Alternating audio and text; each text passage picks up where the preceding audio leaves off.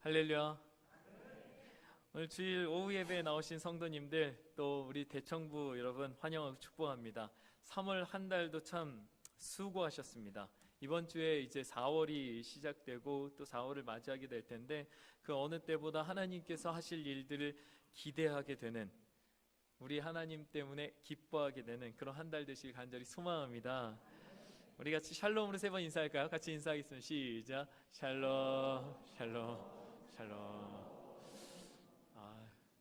한 3년쯤 하신 것 같아요. 굉장히 잘하시네요. 이제 역시 한국의 교육은 세뇌 교육이죠. 자, 세상에 줄 수도 없고 알 수도 없고 이해할 수도 없는 하나님의 평강을 꼭 맛보시게 되는 한 주간 되시길 소망합니다. 오늘 우리는 복음에 관한 두 번째 시간을 가지게 되었습니다. 오늘 저는 그 제목을 성경이라고 지었는데요. 아니, 왜 복음의 두 번째 이야기가 성경으로 넘어가는지 이해가 잘 안 되시는 분들도 좀 많으실 겁니다. 사실 아직 죄의 부분도 다 다루지 않았고, 그리고 그 외에 다뤄야 될 부분들도 굉장히 많지만, 그 말씀을 준비하는 가운데 이 부분을 좀 짚고 넘어가야겠다라는 그 강력한 부르심 제 안에.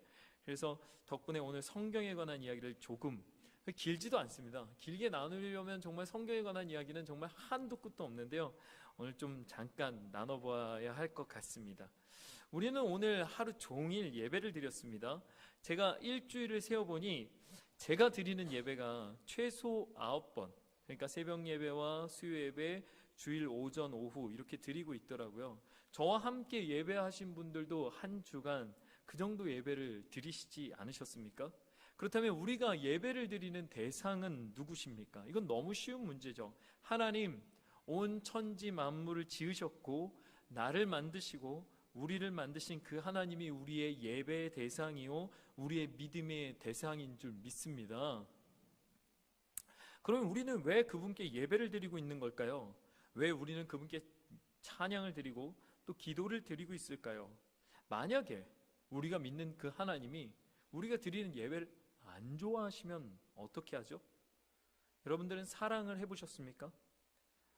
만약에 여러분들이 사랑을 시작하게 된다면, 저는 우리 대청부에, 여기 지금 우리 예배가 대학 청년부 예배와 이렇게 연합해서 드리지 않습니까?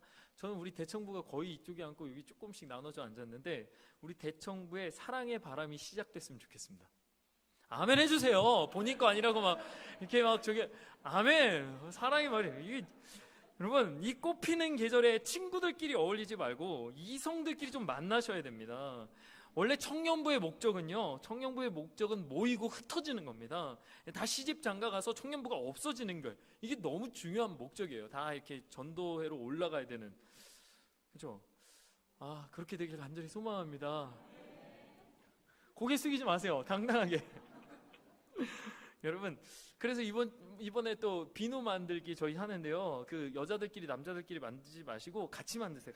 같이 만드시면서 방역 수칙 잘 지켜가지고 좀 빨리빨리 좀 비누보다 어쨌든 다른 목적이 좀 있었으면 좋겠습니다. 어쨌든 그런데 예전에도 지금 이제 이렇게 남녀간에 만나기가 참 힘든데 이제는 짝을 어떻게 만나야 될지 모르겠습니다. 마스크 다 쓰고 있고요. 이제는 손잡고 기도하는 것도 없고요.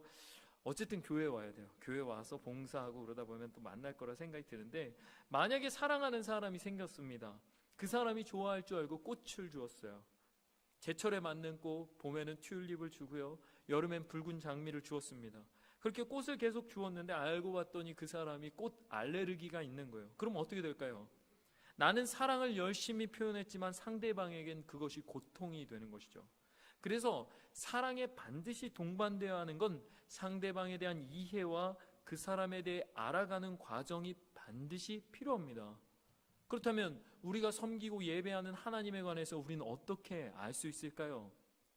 만약에 그 대상이 어떤 사람이라면 그 사람을 끊임없이 관찰하면 알게 되겠죠. 뭐 스토킹은 아니라지만 학교에서 보다 보면, 교회에서 보다 보면 그 사람이 옷을 입을 때 어떤 색깔을 좋아하는지, 어떤 옷을 좋아하는지, 또 어떤 음식을 좋아하는지 관찰만으로 알 수 있는 사랑도 있습니다. 그러나 하나님이 그것이 가능할까요? 하나님은 불가능하죠.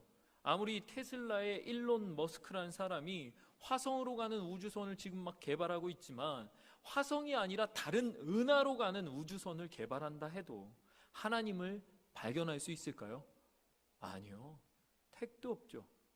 아무리 멋진 만원경이 과학자들에 발견되고 아무리 고밀도의 현미경이 발견되더라도 하나님을 그것으로 발견할 수는 없죠. 왜일까요? 요한복음 4장 24절에 하나님은 영이시니 예배하는 자가 영과 진리로 예배할지니라.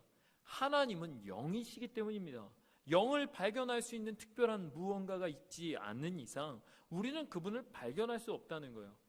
물론 우리는 그분의 흔적을 발견할 수는 있습니다. 마치 눈 위를 지나가면 그 발자국을 보고 이 사람의 키가 몇 정도 되겠다 대충 추측은 할 수 있는 것이죠. 예를 들어 2발로 걷는지 4발을 걷는지 이 정도는요. 하나님도 마찬가지로 그분의 흔적을 발견하는 건 어렵지 않습니다. 그것은 온 세상, 그분이 만드신 온 세상 자연 안에 담겨 있기 때문이죠. 봄, 여름, 가을, 겨울 한치의 변함없이 찾아오는 계절과 지구의 자전과 지구의 공전과 달의 공전과 그 모든 궤도가 한치 오차도 없이 돌아가는 그것을 보면 그분이 얼마나 완벽한 분이신지를 예상할 수 있게 합니다. 모든 만물을 보십시오. 얼마나 명확하게 드러나는 규칙성, 그 안에 있는 또한 자유로움. 아니 어떤 곤충이 어떤 동물이 누구의 명령을 듣습니까? 그러나 그들 하나하나 지구상에 필요하지 않은 것이 뭐가 있습니까? 세균과 바이러스까지 너무나 완벽한 조화 속에 기계처럼 돌아가는 것 같지만 그 안에 자유로움이 있는 이 모든 것은 하나님의 성품을 닮아 있는 것이죠. 이것을 우리는 뭐라고 얘기하면 자연 계시라고 얘기합니다. 그래서 로마서 1장 20절에 보면 창세로부터 그의 보이지 아니하는 것들 곧 그의 영원하신 능력과 신성이 그가 만드신 만물에 분명히 보여 알려졌나니 그러므로 그들이 핑계하지 못할지니라. 핑계할 수 없죠. 그러나 여러분 발자국만 가지고 그 대상의 생각을 알 수 있을까요? 이건 완벽한 것이 아닙니다.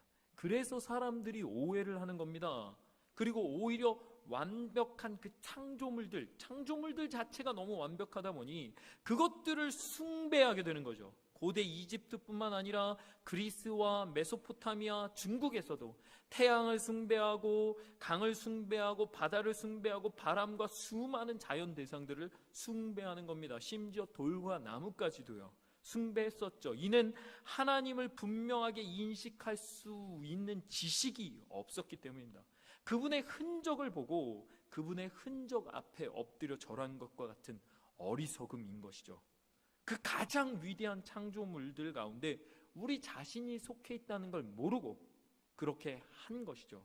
그렇다면 어떻게 하면 그분을 제대로 알 수 있을까요?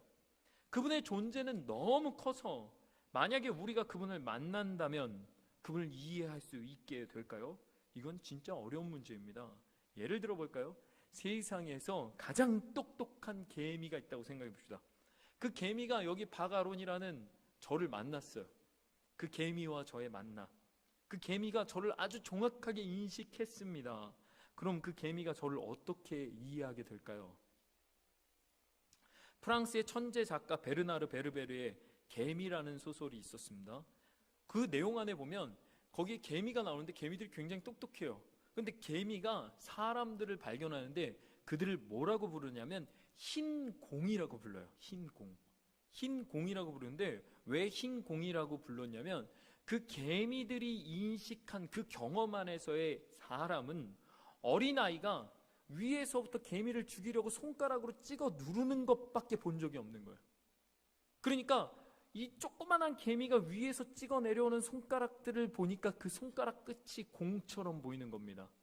그래서 그는 하얀 공이라고 표현했어요. 그렇게밖에 보이지 않은 거예요. 게다가 프랑스 작가니까 백인들인 거예요. 백인들. 아이의 손가락이 하얘니까. 만약에 아프리카 작가였으면 까만 공이라고 했을 거예요. 아시아 작가였으면 노란 공이라고 했을 겁니다. 색깔이 다르니까요. 근데 그런 것이 개미의 인식 안에 있다면, 만약에 1년이라는 세월 동안 개미가 저라는 사람의 몸 전체를 그림으로 그릴 수 있을 만큼 다 돌아다녀 봤다면요, 그러면 한 사람의 인생을 그게 이해한 걸까요? 아니죠. 사람의 몸을 이해한 거지 사람의 몸도 다 이해한 게 아니지 않습니까? 사람은요, 사람 간의 관계, 사람 간의 문화, 사람들의 문명, 그 세계, 그 모든 걸 다 알아도 이해할 수 없는 것. 그래서 10길 물속은 알아도 한 길 사람 속은 알 수 없다는 것이 나온 거죠. 그런데 그 개미가 어떻게 이해합니까? 일평생 그의 평생을 다해도 사람의 10,000분의 1도 이해하지 못하는 거죠. 그런데 하나님은요 사람하고는 비교도 안 됩니다. 하나님은요 그보다 훨씬 크시죠. 왜요? 온 우주를 만드신 하나님은 우주보다 크신 게 당연하지 않습니까? 그러니까 더 크고 광대한 존재인데 우리가 하나님을 지금 눈앞에 두고 본다면 이해할 수 있을까요? 아니면 그분을 1년 동안 관찰하면 이제 그분의 생각을 알 수 있을까요? 아니요. 그래서 하나님을 아는 방법은 딱 한 가지밖에 없습니다. 그것이 무엇입니까? 하나님 스스로가 우리에게 자신을 소개하는 거예요. 하나님의 설명을 듣는 것입니다. 온 세상을 만드신 하나님께서 직접 해주시는 말씀을 듣는 것, 이건 마치 제 아들에게 제가 저를 소개하는 거랑 비슷합니다. 제가 아들이 둘이 있거든요. 현재 초등학교 3학년, 1학년에 2명의 아들이 있습니다. 그럼 제가 제 아들에게 저를 뭐라고 설명할까요? 아빠는 있잖아, 1980년에 경기도에서 2남 1녀 중에 막내이자 장남으로 태어났고 목사님 가정에서 태어나서 뭐 이렇게 본 적은 진도고 막 이런 걸 다 설명해야 될까요? 여러분, 그것도 저는 언젠가 아들들에게 알려주면 참 좋겠다는 생각합니다. 근데 그것보다 지금 제가 중요하게 생각하는 단어들로 저를 설명해야겠죠. 아들들아, 아빠는 있잖아, 명문교회 목사란다. 하나님을 너무 사랑해서 그래서 아빠는 하나님의 말씀을 전하는 사람으로 살고 있는 거야. 그래서 호주에서 김해로 이사를 오게 된 거야. 저를 설명하는 여러 가지 단어가 있겠지만 그 모든 것을 그 아이에게 이해시킬 수 없기 때문에 가장 중요한 핵심, 중요한 이야기를, 제가 들려주고 싶은 이야기를 아이에게 해주는 것이죠. 이것이 바로 성경이라는 거예요. 하나님께서 들려주시는 하나님의 이야기. 그래서 이 성경이 우리에게 너무너무 중요합니다. 그리고 이 하나님의 이야기를 듣지 않는다면 이 땅에서 우리는 여러 가지 오해와 괴로움 가운데 방향을 잃어버리고 살 수밖에 없는 것이죠. 그래서 오늘 본문에 요한은 자신이 쓴 요한복음에 관한 목적을 이야기해주고 있습니다. 오늘 31절에 보니 오직 이것을 기록함은 너희로 예수께서 하나님의 아들 그리스도이심을 믿게 하려 하며 또 너희로 믿고 그 이름을 힘입어 생명을 얻게 하려 함이니라. 사실 이것이 하나님께서 이 성경을 기록한 목적이자 이유라고 설명하고 있는, 그러니까 성경의 가장 중요한 목적을 설명하는 구절인 것이죠. 그리스도를 믿게 하려고, 그 믿음으로 생명을 얻게 하려고, 이것이 가장 중요한 성경의 목적이라고 이야기하는 거죠. 물론 성경에 관해서 설명하는 다른 구절도, 유명한 구절도 많이 있습니다. 그 중에 대표적인 구절이 여러분들이 아시는 구절, 제가 한번 읽어볼까요? 디모데후서 3장 16절 17절 아닙니까? 모든 성경은 하나님의 감동으로 된 것으로 교훈과 책망과 바르게 함과 의로 교육하기에 유익하니 이는 하나님의 사람으로 온전하게 하며 모든 선한 일을 행할 능력을 갖추게 하려 함이라.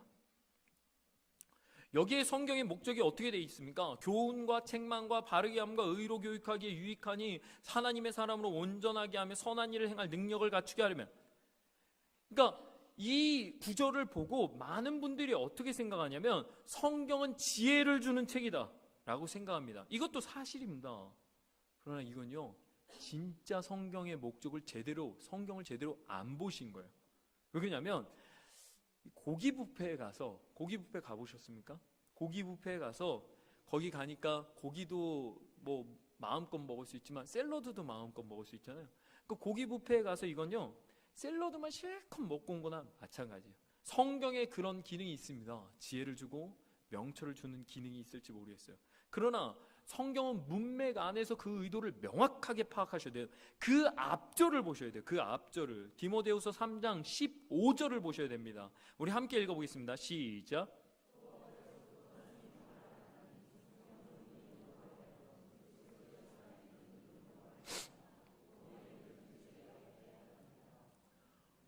아멘. 뭐라고 되어 있습니까? 성경을 안 하니 성경은 능히 너로 하여금 예수 안에 있는 믿음으로 말미암아 구원에 이르는 지혜가 있게 하느니라. 다시 말하면 이 구절은요, 원래 성경 자체가 있는 능력, 그리스도 예수 안에 있는 믿음으로 구원에 이르게 한다. 이것을 사도 바울이 영적인 아들이었던 디모데에게 유언처럼 썼던 그 디모데 서에, 그 편지 가운데 이 구원에 이르는 능력이 가장 중요하다라고 그 교회의 지도자가 된 디모데에게 전하고 있는 것입니다. 그러니까 구원을 얻은 사람들이 이제 구원을 얻은 상태에서 그들을 양육할 때 이 성경으로 양육하면 그들에게 구원과 더불어 교훈과 책망과 바르게 함과 의로 교육할 수 있게 된다는 것이죠. 다시 말하면 성경의 가장 중요한 목적은 구원이라는 거예요. 구원. 온 세상을 만드신 하나님께서 자신을 스스로 인식하지도 못하고 인지하지도 못하며 일평생 알려줘도 깨닫지 못하는 사람들에게, 그러나 자신이 가장 사랑하는 그 자신의 백성들을 구원하고자 보내신 메시지, 그것이 성경이라는 거예요. 때문에 성경은 이 메시지를 보낸 하나님에 대해서 알 수 있는 지혜뿐만 아니라 그분의 구원하심, 구원의 방법이 적혀져 있는 책이라는 거예요. 그럼 그 구원이 무엇입니까? 바로 복음. 우리가 함께 나누고 있는 복음. 예수 그리스도로 말미암아 구원에 이르게 되는 그 비밀이 담긴 책. 그래서 우리의 믿음의 최고의 권위는 이 성경 안에 있는 것입니다. 만약에 성경을 벗어나서 말씀하는 자가 있다면 그건 무조건 틀린 거예요. 성경보다 더 권위 있는 어떤 무언가가 있다 이야기하는 것, 그것은 우리의 신앙이 아닙니다. 이걸 명확하게 구별할 수 있는 게 성경이라는 거예요. 제가 성경을 벗어나서 이번 주에 하나님께서 은혜를 주셨는데 이거 성경보다 더 대단한 말씀이에요, 제가 이렇게 얘기하면 저는 이미 이단인 거예요. 그 구별하는 기준이 무엇입니까? 성경입니다.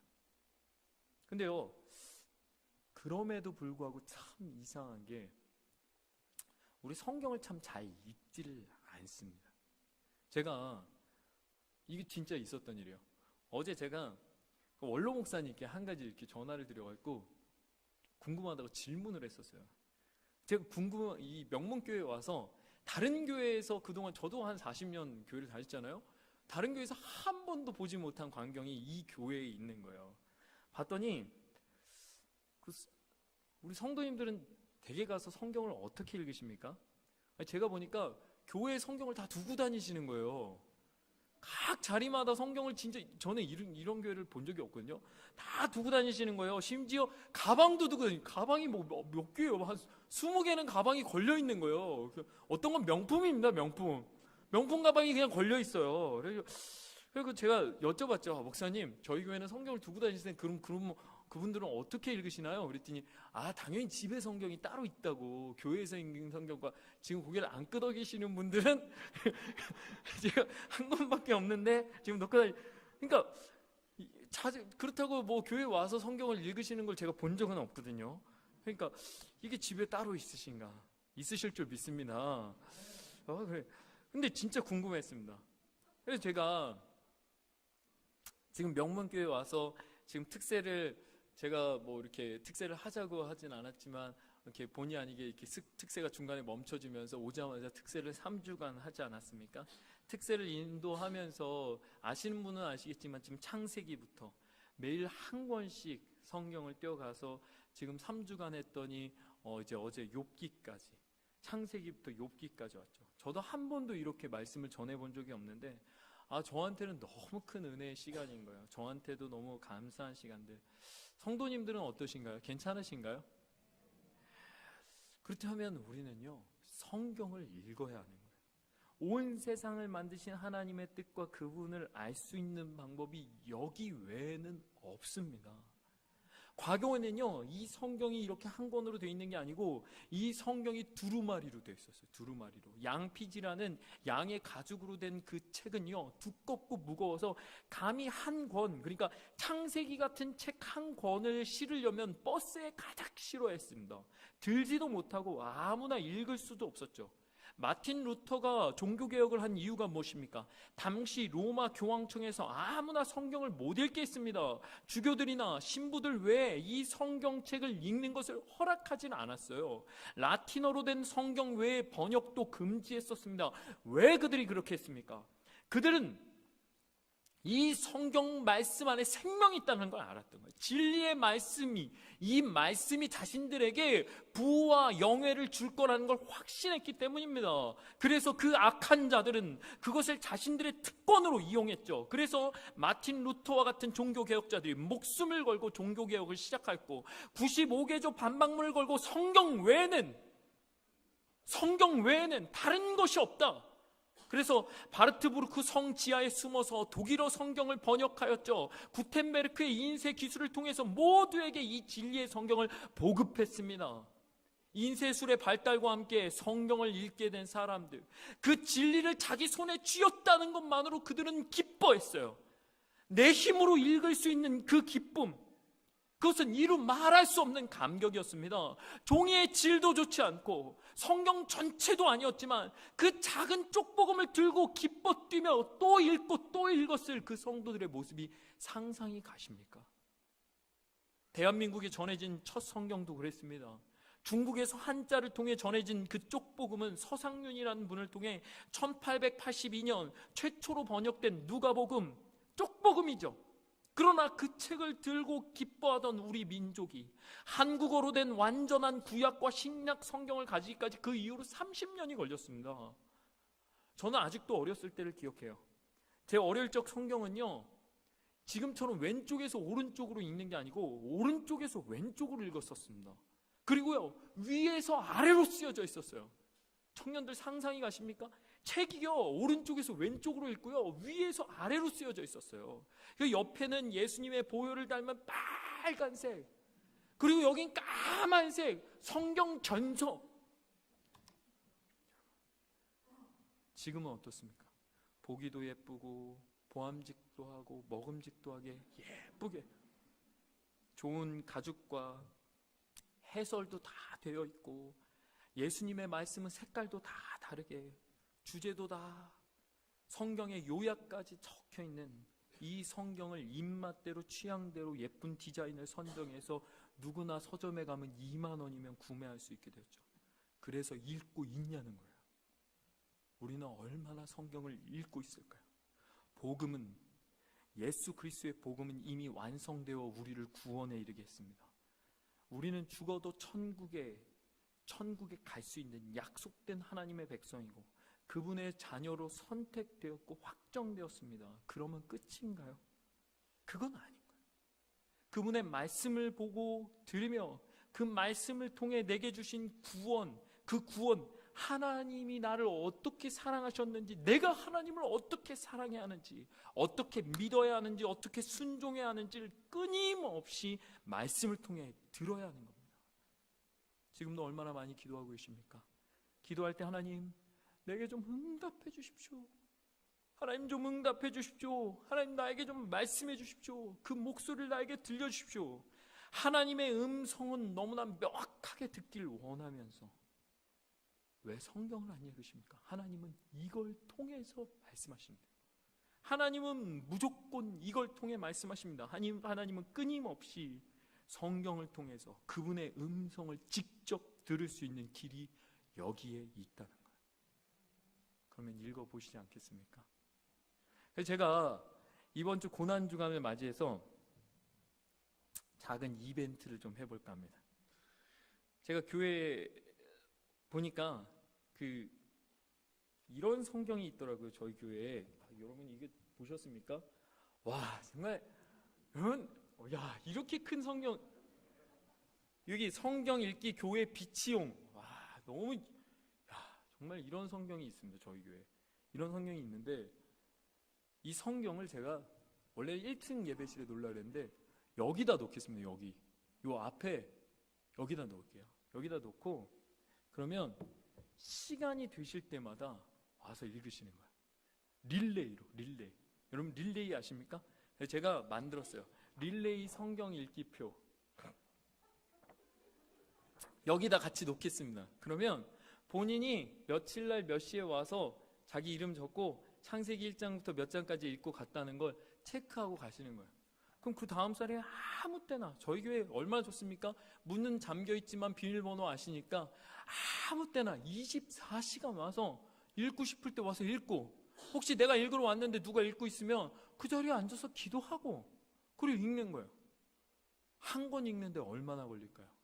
저희가 릴레이로 읽으면 2번을 읽어도 되고 3번을 읽어도 되고, 그냥 주님 생각나면 와서 읽고, 그래서 계속 읽는 거예요.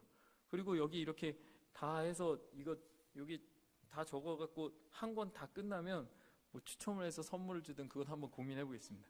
그러나 그 선물보다 더 중요한 거, 말씀이 내게 말씀하시는 걸 듣는 시간. 주의 성전에 왔더니 내가 읽을 하나님의 말씀이 있고, 언제든지 얼마든지 와서 하나님의 말씀을 읽고 기도할 수 있는 시간이 있다면, 그러면 하나님이 주시는 은혜가 넘치지 않겠습니까? 사랑하는 성도 여러분, 여러분들이 듣고 받은 복음, 거기가 끝이 아닙니다. 거기가 완성이 아니에요. 그 복음은 나를 구원하는 데 이르게 하지만 하나님은 매일매일 내 삶에 말씀하시길 원하십니다.